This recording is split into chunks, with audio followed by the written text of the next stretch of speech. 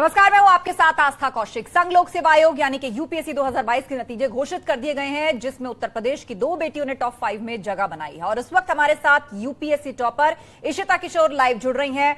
बहुत बहुत स्वागत है इशिता, और पूरे न्यूज 18 की तरफ से आपको बहुत बहुत बधाई हो आपकी इस कामयाबी और उपलब्धि के लिए। Thank you so much. तो सबसे पहले सवाल यही इशिता, कैसे मुमकिन हुआ ये सब? आज बहुत सारे स्टूडेंट्स जो आपको इंस्पिरेशन की तरह देख रहे होंगे, वो ये जानना चाहेंगे कि ये संघर्ष का सफर था, कैसा रहा, आपकी इंस्पिरेशन क्या रही और उसका क्रेडिट आप किसको देना चाहेंगे?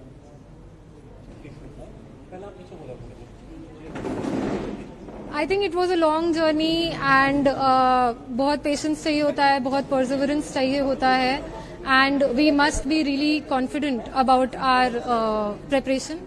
So please keep working hard, and if you really believe that you can do it, then it does happen. I also didn't clear prelims 2 times in a row, but then today I'm sitting here, so it's really I'm on cloud 9 today. बिल्कुल। तो आपने बताया कि 2 बार पहले prelims में आप नहीं crack कर पाई थी, और इस बार ये तीसरा अटेम्प्ट है जिसमें आप सीधा शीर्ष तक पहुंची हैं। आपको उम्मीद थी कि रैंक 1 आ जाएगा?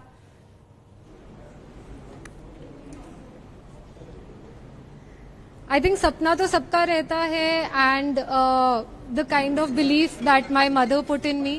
मैंने उनसे पूछा था कि अगर आपको कोई रैंक गेस करनी है मेरी, तो आप क्या गेस करेंगी, तो उन्होंने रैंक 1 बोला था. तब तो मुझे बहुत ही सरप्राइजिंग लगा था कि इतना ज्यादा बिलीव कर रही है मेरे लिए, वही बहुत बड़ी बात थी.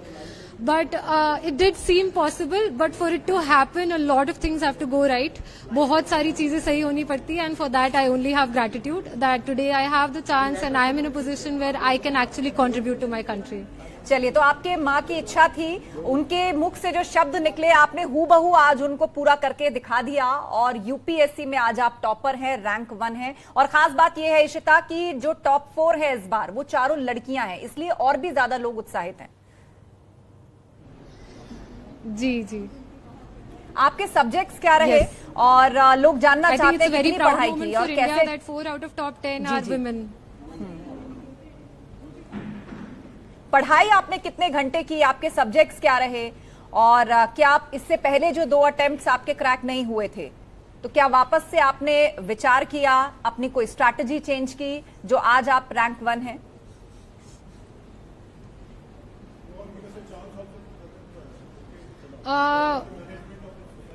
ये बस था कि फर्स्ट 2 अटेम्प्ट्स नहीं हुए. उसके बाद मैंने प्रीलिम्स को बहुत अच्छे से एनालाइज किया. मैंने प्रीवियस ईयर क्वेश्चंस पे ज्यादा फोकस रखा.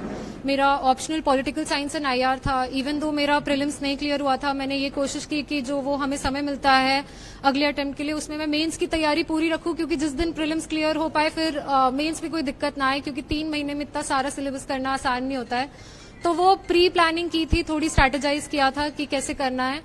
And I tried to strategize and I tried to motivate myself to do it. And my optional was political science, as I mentioned. And I think I don't know my marks yet, but somewhere that would have helped me. लोग अक्सर जानना चाहते हैं कि कितने घंटे पढ़ाई की थी. बहुत सारे ऐसे हमारे स्टूडेंट्स होते हैं जो शायद कोचिंग नहीं लेते हैं, सेल्फ स्टडी पर फोकस करते हैं, लेकिन आपका ये तीसरा अटेम्प्ट रहा.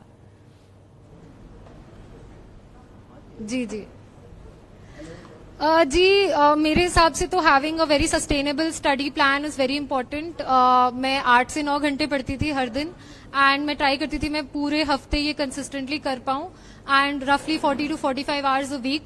क्योंकि मैंने इससे पहले जॉब की थी, वहां पे भी हम 40 to 45 आवर्स एक हफ्ते में काम करते, तो I try to inculcate that kind of discipline and professionalism towards my academics also, that अगर मैं जॉब छोड़ के कर रही हूँ तो मैं उतनी ही सीरियसली और उतने ही प्रोफेशनल एटीट्यूड के साथ इस एकेडमिक एग्जाम को भी लूँ, क्योंकि this is not an exam for a degree और something, you get a job at the end of it. So please be very professional and discipline, that no matter what happens this is your duty, and आप 8-9 घंटे करिए, and रोज करिए irrespective of what happens. ये बड़ी interesting बात आपने हमारे breaks also. Sorry, I don't want to make it sound like you never have to take breaks. Please take breaks. ये बहुत इंपॉर्टेंट बात इशिता आपने बताई है कि 8 से 9 घंटे ऑन एन एवरेज अगर आप प्रोफेशनल हैं तो आप अपने ऑफिस में देते हैं. आपने उसी 8-9 घंटे को अपनी जॉब छोड़ करके सिर्फ और सिर्फ स्टडी में लगाया, उसी डिसिप्लिन को कंटिन्यू रखा. मुझे लगता है ये बहुत महत्वपूर्ण टिप होगा उन छात्रों के लिए जो यूपीएससी देना चाहते हैं. लेकिन साथ ही साथ आप किस प्रोफेशन में थी, आपका बैकग्राउंड, आपका एकेडमिक स्ट्रीम क्या रहा, और क्या आपने यूपीएससी के लिए अपने सब्जेक्ट को चेंज किया? कितना आसान या मुश्किल होता है ये? मैंने अपना स्कूलिंग एफओस बाल भारती स्कूल न्यू दिल्ली से किया है. I did my graduation in economics from Shriram college of commerce, Delhi university. And but I did not take economics as my optional. I felt that political science is a subject where I can express myself better. And I would tell everyone that दूसरों को मत देखिए. You see what are your strengths. I played on my strengths. I think writing, especially in a subject like international relations, that is so contemporary. ऐसे subjects में writing skills बहुत important होती हैं, the way we connect all the ideas.